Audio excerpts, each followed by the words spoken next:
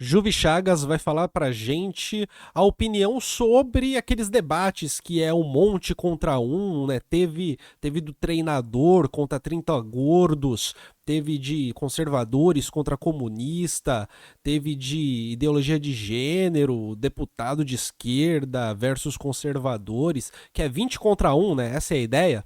Vamos ver, vamos falar sobre isso? Bora falar sobre esse formato que está na moda agora, que são esses debates assimétricos, onde você tem uma pessoa de autoridade contra 30 pessoas do espectro oposto dela. Então é uma pessoa de direita contra 30 de esquerda, uma pessoa de esquerda contra 30 de direita, um preparador físico, aí 30 pessoas gordas.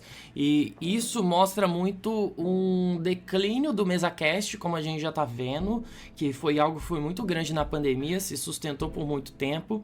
Então veio crescendo essa onda de debates, de botar uma rinha de pessoas opostas, ateu, cristão, e isso aconteceu em vários podcasts. Cara, o declínio do MesaCast eu acho que é algo perceptível, né? Principalmente porque quando a gente vê os que mais estão em evidência, que estão em evidência no sentido de em crescimento, né? Tem o Três Irmãos, principalmente por conta das levas de debates. Quando a gente vê os outros grandes mesacasts, os números não necessariamente estão grandões e não necessariamente estão se mantendo, né? É claro que, geralmente, um mesacast grande, como o Inteligência Limitada, o Flow, Podpah, ele se move pela entrevista, mas também pelos cortes que se faz sobre a entrevista. Então você tem uma junção de visualizações que vai do material bruto da entrevista e daquilo que se pode fazer com os cortes e daquilo que se pode fazer no sentido do marketing que é possível de ser feito, né? Pegar thumb, mudar um título, colocar ali uma frase bombástica, coisas nesse sentido. Mas de fato, também acho que é uma certa decadência e que o debate ele meio que vira uma maneira de tentar renovar o formato do MesaCast para virar um Gladiadores Cast, algo nesse sentido. E eu acho que isso que a gente está vendo agora é o suprassumo disso, é a parte mais elevada desse ponto, que é você poder escrachar de certa forma um discurso que seja um pouco violento, ao mesmo tempo que você bota 30 pessoas em contrapartida que, embora sejam maioria, são pessoas que não têm uma experiência com câmera, são pessoas que não têm uma experiência em debate e que, de certa forma, estão ali para que a outra pessoa dê grandes cortadas, grandes mitadas. Então, não é interessante colocar 30 pessoas hiper preparadas, porque nisso se perde até mesmo o sentido do debate, né? Por que 30 pessoas muito qualificadas iam querer debater com uma pessoa qualificada de outra área, né? E aqui entre nós aqui, eu acho que o que do entretenimento ele tende a ser mais valorizado do que exatamente o debate em si, né? O debate enquanto entretenimento, a possibilidade de poder gerar uma fala que vai ter um corte, uma fala que poderia ser uma manchete, se fosse o caso, né? E isso só acontece quando você tem participando do debate o especialista, mas também várias pessoas que são bem zero à esquerda e que vão trazer as conversas de um jeito que não necessariamente vai fazer muito sentido, não necessariamente vai agregar alguma coisa. No fundo, elas vão ser uma barreira para o especialista, para que o especialista ultrapasse essa barreira e consiga falar alguma coisa, né? Consiga sair de uma trincheira que muitas vezes é dificílima de sair. E eu vejo que isso está muito nessa cultura sensacionalista que a gente já via na TV aberta nos anos 90 de super pop, sabe? A Jimenez traz essas pessoas e isso acontece, Ratinho. Então eu acho que é meio que uma releitura disso e que no final das contas não cumpre o princípio básico do debate, que é chegar em algum lugar, chegar em alguma conclusão, chegar em algum ponto comum. Esse formato de uma pessoa contra 30, no final das contas. O internauta por aí diz: já vi um debate que era com um condenado por assassinato e uma mãe que perdeu o filho assassinado. Eu não consegui ver até o final. Sim, assim, a escalada ela tende a ser até o infinito, né? Para chegar no absurdo, para chegar em coisas absurdas. E isso que você disse agora é um absurdo. Propor esse tipo de. Qual é o debate, sabe, que vai acontecer? Contas não é um debate. É só uma espécie de coliseu digital onde quem tá do lado daqui acaba consumindo um treasury porn. que é ver uma pessoa do suposto saber arregaçando contra as 30, ou você olhar para esse um e falar como ele é ignorante, né? E, porra, como que essas pessoas têm razão e ele não, e como que ele se mantém nisso, né? Eu acho que é legal também fazer uma... Tem uma avaliação desses 30 contra 1, tem uma avaliação que é possível de ser feita, né? A gente teve um desses na TNT, do comentarista esportivo Bruno Formiga contra 10 fãs do Neymar. Foi interessante, teve mais regra, mais respeito, teve assim... E o Bruno Formiga, por ser a pessoa da casa, ele também teve ali uma autoridade para trocar ideia. Foi contrariado, mas assim, foi num clima esportivo. E a gente teve do canal Spectrum, que inclusive eu já reagi aqui, do canal Spectrum, onde são chamados pessoas que participam de grupos que tem a ver com, sei lá, conservadorismo. Pega gente de grupo conservador e leva para debater com o Jones Manuel, por exemplo. Então não é uma coisa que é assim, é alguém que sabe versus 30 aleatórios. Não necessariamente são aleatórios, certo? E a gente teve do canal Foco também, que foi o que teve os 30 gordos e um preparador físico, por exemplo, que inclusive gerou uma coisa muito curiosa, eu vou pegar aqui para vocês rapidinho aqui. Gerou uma coisa muito curiosa que foi a participação de um rapaz que ele estava em vários desses debates e que, assim, gerou no fundo uma investigação sobre como que faz para chamar essas pessoas, né? Como é que faz?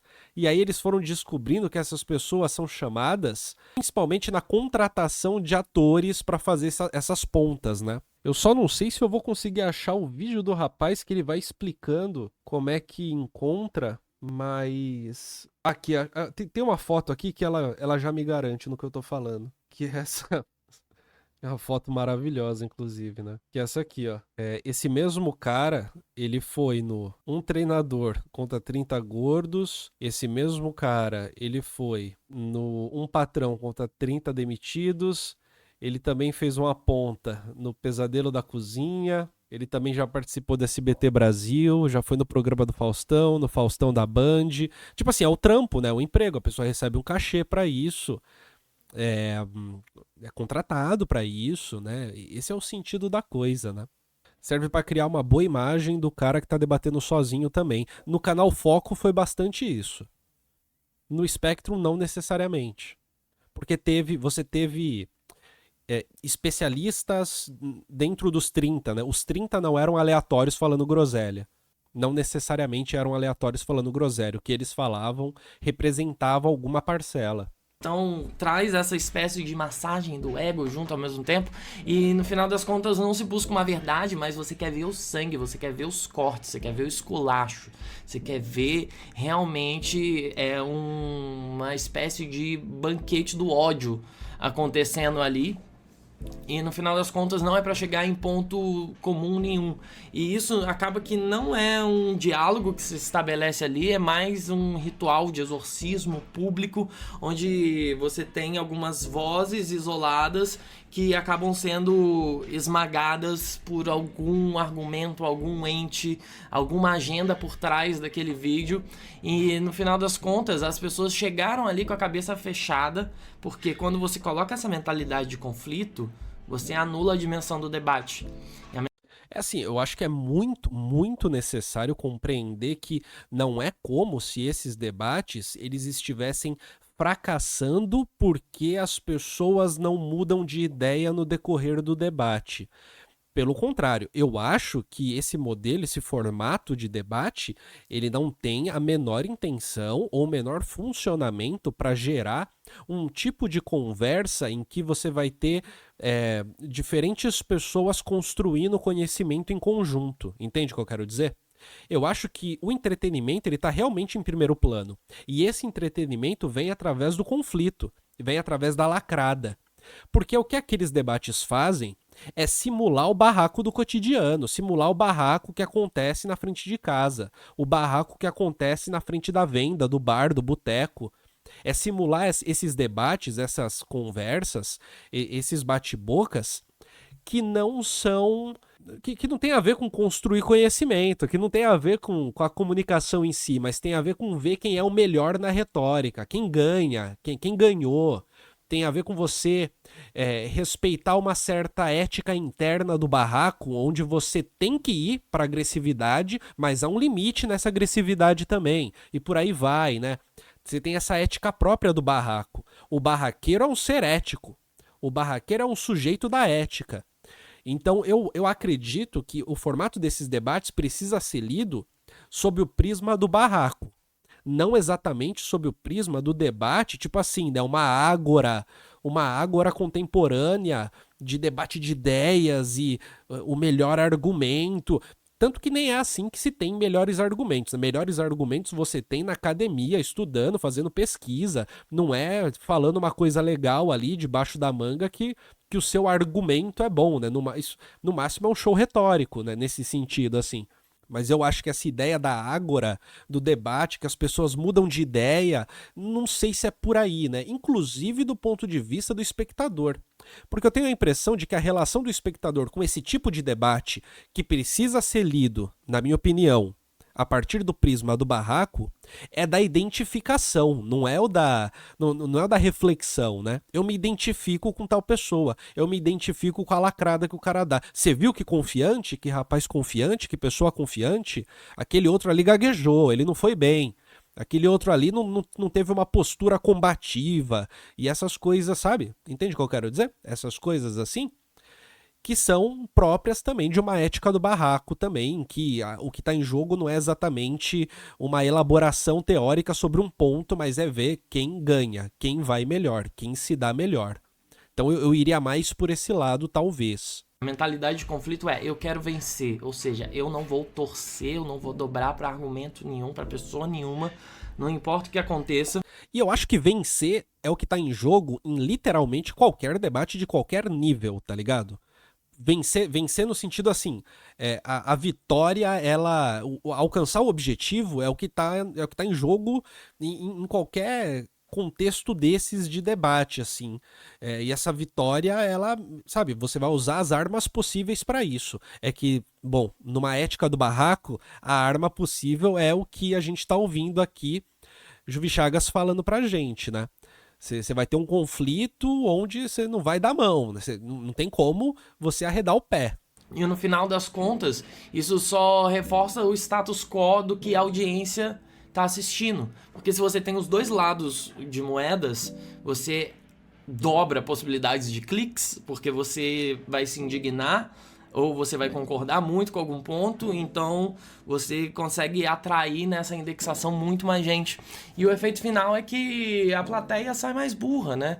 Porque você não tem um debate organizado, uma estrutura organizada, você não tem uma honestidade intelectual baseada em dados, baseada em fatos, não tem ninguém intermediando isso, não tem nenhum mediador e o esforço para botar mediador foi uma parada também bizarra, né? Precisou de uma experiência em debates de MesaCast até começar a existir mediação, até começar a existir uma certa checagem de fatos que acontece nos gravados, principalmente. O JP diz, eu quero fazer ponta bebendo cerveja em bar fake de show sertanejo. Como é que faz? Eu também quero. Fazer ponta em show de reggae, eu também quero. Eu quero acabar com a ponta, inclusive, se for possível. Não sou musculoso nem obeso, mas no debate do treinador contra os obesos me identifiquei mais com o discurso do treinador. A obesidade me parece ser uma doença mesmo que não justifica a discriminação. O lance é que quando a única dimensão do corpo gordo é da obesidade, ou seja, uma dimensão médica, aí só existe discriminação, né? Esse que é o lance. A discriminação não é separada do corpo gordo entendido enquanto obeso, né? Essa que é a complexidade. Que é uma complexidade que o nutricionista nunca vai entender se ele ficar preso nas disciplinas da nutrição, né? É uma complexidade que é própria das ciências humanas estudar isso. Aí você tem que sair da, entre aspas, zona de conforto para tentar dar um jeito de dar conta disso, né? Um atrito entre saúde e gordofobia, diz o JP, é o que eu acabei de falar, né? O rótulo obeso é um diagnóstico, né? Quando você reduz ao diagnóstico, basicamente, enfim, é o que eu falei. Acho que o Jones se sai bem porque ele parte pra cima como deve ser. Sim, ele propõe. Ele propõe e ele não deixa os outros proporem. Essa que é a parada. Ele tem essa habilidade. E ele também se impõe. Ele se impõe propondo e se impõe fisicamente também. Tipo assim, quando aparece aquele deputado de esquerda, é muito mais fácil você querer crescer pra cima dele do que querer crescer pra cima do Jones, né? Tem uma dimensão do conflito que é uma dimensão da violência também. Ou da pressuposição da violência. Eu acho que tem que respeitar os gordos, mas também quando chega no nível da doença, criar uma conscientização pra ver se consegue convencer alguém a lutar contra a doença da obesidade. Não, sim, isso eu acho, cara, eu acho que é uma obviedade, né? Que, sei lá, tem um monte de gente aí também que é criador, criadora, que era muito gordo, que era obeso mórbido, obesa mórbida, e teve que se virar e lutar contra isso, né? Emagrecer, às vezes fazer uma bariátrica. Eu acho que a questão ela tá menos relacionada a isso, que eu acho que é uma obviedade, e mais com todo o resto, né? Na boa, quem é obeso e não sabe que tem uma questão de saúde? Pois é, Marilis. Bom, vamos continuar aqui com a gente. Nossa, eu dei uma parte gigantesco, né, agora.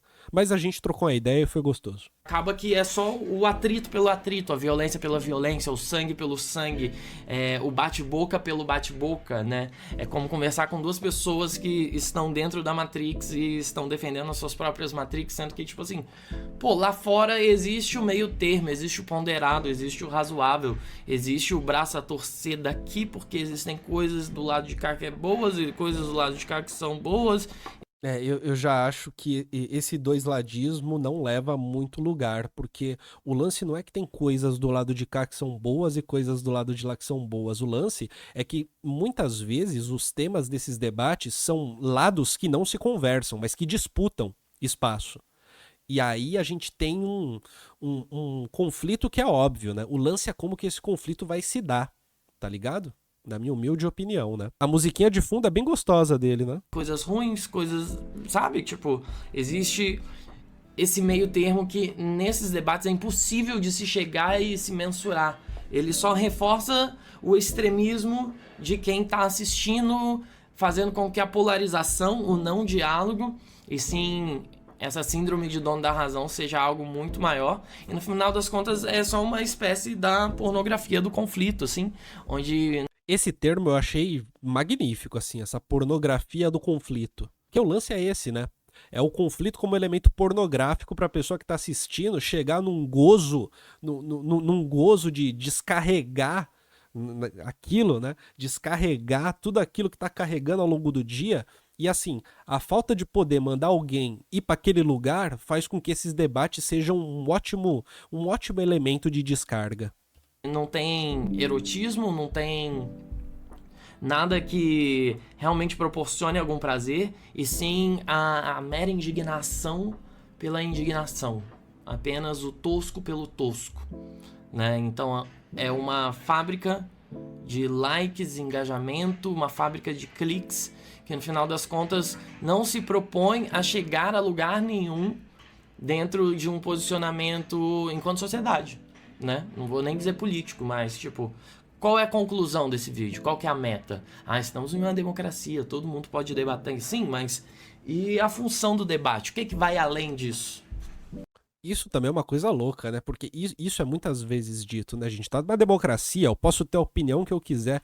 Não, legal, você pode ter a opinião que você quiser, mas assim, na minha casa, não, tá ligado? Quem manda na minha casa sou eu, e não a Constituição brasileira. Tipo assim, entende o que eu quero dizer? Eu quero dizer o seguinte, né? Eu posso ter a opinião que eu quiser, eu posso ter a opinião que eu quiser, a gente tá numa democracia. Só que o debate, ele não é. Ele não tá no vácuo, ele é organizado, né? Você tem. Por mais que essas regras possam não ser explícitas, e por mais que elas não possam ser conscientes, há regras no debate. Regra no sentido da sua constituição, né?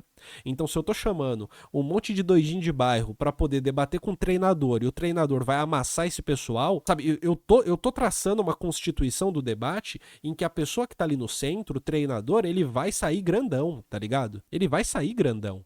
Né? Tipo, o que sobra? Qual é o resquício? Qual é o fechamento? Né?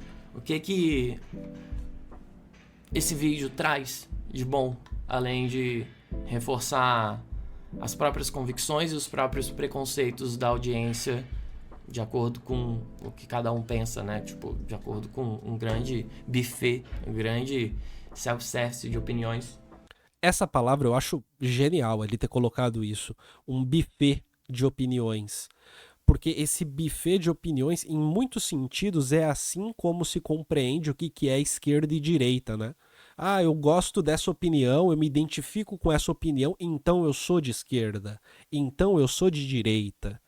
Como se fosse essa coisa, né? Esse mercado de opiniões que você concorda com uns, discorda de outros. Ah, mas você é cabeça fechada porque você só concorda com os comunistas, você só concorda com a direita, só concorda com a esquerda.